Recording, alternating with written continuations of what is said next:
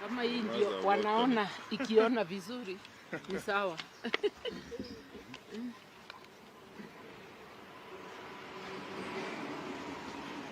Are they there? Are we? Muko tayari? As always, the ability to convert places not known. It's very phenomenal. Look at this. I don't know. We'll discuss. You make them all of a sudden a very unique place. Yeah. It is.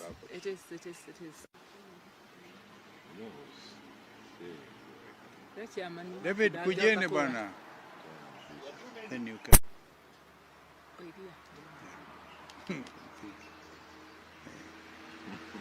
When it is now so many things, I will give.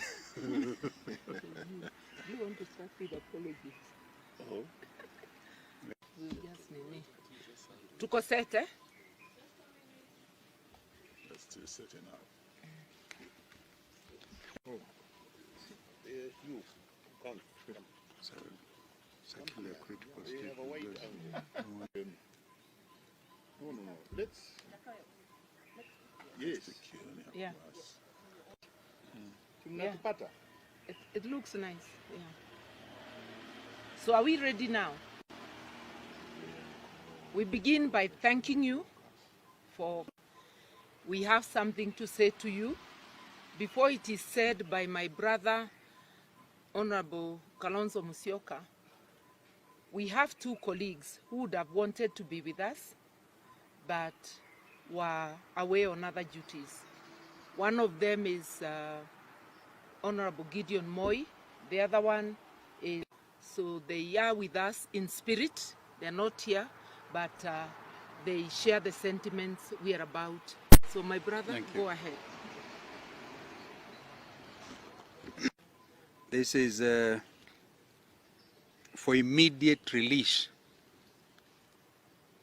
Today, the 16th of February 2024, Azimio la Umoja One Kenya Coalition Party endorses Right Honorable Raila Amolo Odinga EGH for chairperson of the African Union AU Commission. Following yesterday's public announcement by our party leader, the Right Honorable Raila Amolo Odinga, that he will be seeking the support of the African continent in his desire to be the next chairperson of the African Union Commission, we would like to state as follows. Number one, as Azimio Coalition, we welcome and congratulate our party leader for the bold step of putting his name forward for consideration of this most important role to the African continent and its people. We fully support his decision and we shall back his candidature to our fullest capacity. Number two, from the onset, Mr. Odinga has played a crucial and selfless role in the democratization of our nation. His sacrifices towards achieving socio-economic development, inclusivity, and stability of our republic are well documented. He has always put Kenya first. These are qualities that we believe are needed for the next chairperson of the AU Commission. Number three, as you all know, Mr. Odinga has a long-standing history of commitment to Pan-Africanism. We believe that as the AU chairperson, he will leverage his Pan-Africanism vision of identity and inclusivity to achieve, I quote, an integrated, prosperous and peaceful Africa driven by its own citizens and representing a dynamic force in the global arena, end of quote. Number four, Right Honorable Raila Amolo Odinga has an unparalleled track record of leadership in promoting democratic principles, human rights, and good governance. These qualities make him the most ideal candidate for the position of chairperson of the AU Commission. In addition, Mr. Odinga is a bridge builder. with an uncanny ability to unify and foster collaboration among member states. Number 5, in addition, we believe that Mr. Odinga is eminently qualified for the job, having been the AU High Representative for Infrastructure Development. He has traversed the continent, interacted with our people, and understands their wants and their needs.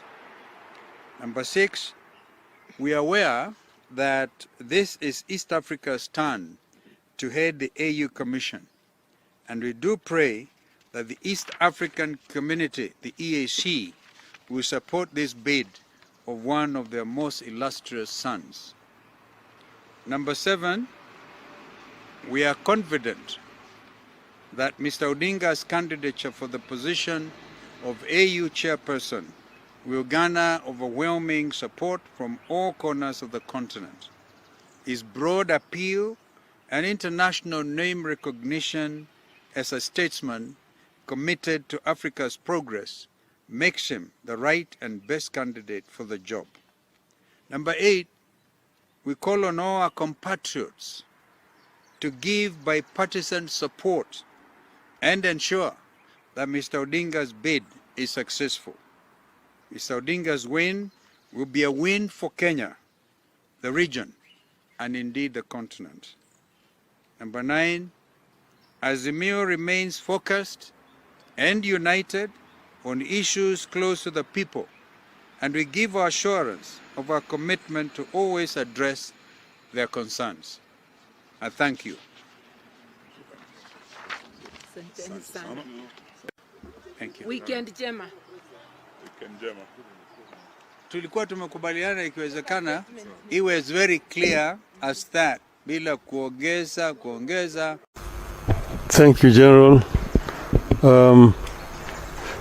Ladies and gentlemen, I can only add that I have been consulting widely among friends.